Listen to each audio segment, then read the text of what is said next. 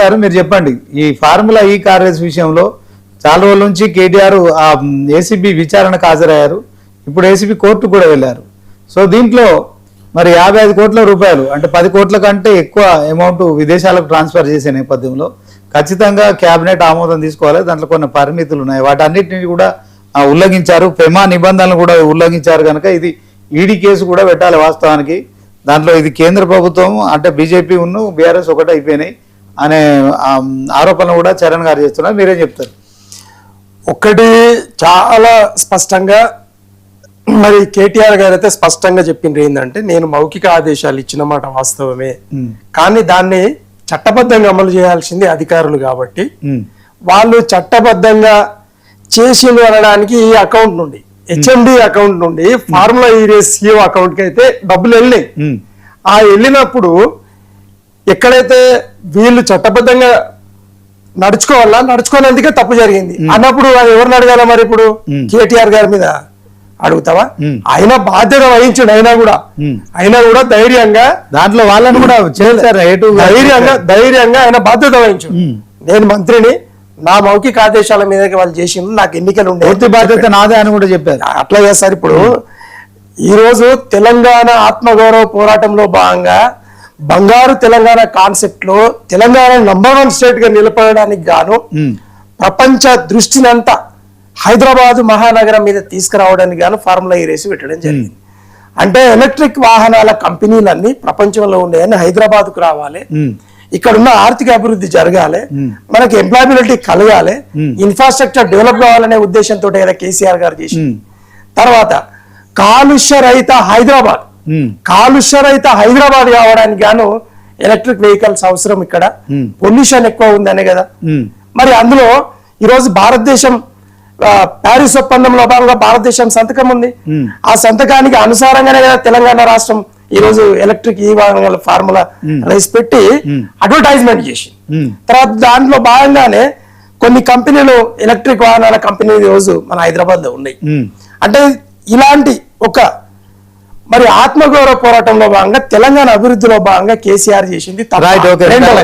రెండవది ఈ రోజు జరిగింది ఏంటంటే, మరి హెచ్ఎండిఏ అకౌంట్ నుండి ఫార్ములా ఈ రేస్ కంపెనీ సిఇఓ అకౌంట్ లోకి వెళ్ళిన తర్వాత సీజన్ 1 ప్రకారంగా ఫార్ములా ఈ రేస్ నడిచింది. 2023 ఫిబ్రవరి సేమ్ డేట్ లో మరి సీజన్ 2 లో జరగాల్సినటువంటి కార్యక్రమాన్ని ఫిబ్రవరి 27 తారీఖు రేవంత్ రెడ్డి గారు 2024లో మాకొద్దు మేము చెయ్యము అని ఎందుకు చెప్పిండండి? అంటే తెలంగాణ ఆత్మగౌరవాన్ని తుంగలో దొక్కిన ముఖ్యమంత్రి. తెలంగాణ హైదరాబాద్ బ్రాండ్ ఇమేజ్ ఉంది, హైదరాబాద్ ది గ్లోబల్ సిటీగా బ్రాండ్ ఇమేజ్ ఉంది. ఆ బ్రాండ్ ఇమేజ్ ను మరి తూలనాడినటువంటి రేవంత్ రెడ్డి గారి మీద కేసులు పెట్టాలండి. ఏసీబీ కేసు అప్లికేబులే కాదు, ఈ రోజు మా అడ్వకేట్ గారు చెప్పారు. ఏసీబీ కేసు అప్లికేబులే కాదు. రెండవది, ఎక్కడైనా డబ్బులు ఏరాఫేరీ కాలేదు కదా. తర్వాత వాళ్ళు సిఇఓ గారు డబ్బులు రిటర్న్ పంపారు, అకౌంట్ లో ఉన్నాయి ఎక్కడ హైదరాబాద్ లో. వచ్చే అమౌంట్ తీసుకపోండియా బాబు అని అంటే మరి రిసీవ్ చేసుకోవాలి కదా రేవంత్ రెడ్డి గారు. మాకు ఆ డబ్బులు వద్దంటాడు. డబ్బులు వద్దని లేని రచ్చ సృష్టించి ఈ రోజు ఆగమాగం తప్పుడు ప్రచారం చేస్తున్నటువంటి ఈ కాంగ్రెస్ రేవంత్ రెడ్డి గారి నియమనాల్లో మాకు అర్థం కాదు. ఎందుకనంటే ఈ రోజు బిఆర్ఎస్ ను మరి బొందలో నొక్కాలే, రెండవది కాంగ్రెస్ పార్టీని బొందలో నొక్కాలి. ఈ ఇరు పార్టీల బొందలోకి ఎన్డీఏకు ద్వారాలు తెరవాలనే ఏకైక ఉద్దేశంతో అక్కడ చంద్రబాబు నాయుడు గారితో తర్వాత మోదీ గారితో కుమ్మక్కైపోయి ఈ రోజు రేవంత్ రెడ్డి గారు మరి డబల్ గేమ్ ఆడుతా ఉన్నాడు. ఆ డబల్ గేమ్ లో భాగానే మా పార్టీకి సంబంధించినటువంటి ఈ చిల్లర కేసులు, పనికిమాలిన కేసులు ఇవి నిలబడాయి. మరి నిలబడాలంటే ఇప్పటిదాకా ఎందుకు కాలేండి?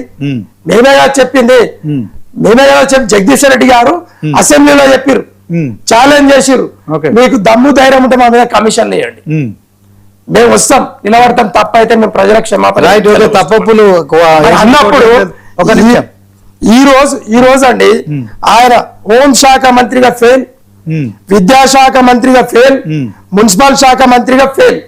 అంటే ఈ రోజు ఎలా ఉంది వీళ్ళ పరిస్థితి అని అంటే ప్రభుత్వాన్ని మాట తప్పిన ప్రభుత్వంగా మ్మ్. మడమ తిప్పిన ప్రభుత్వంగా ఈ రోజు కాంగ్రెస్ పార్టీ పరిపాలన జరుగుతా ఉన్నది. మ్మ్.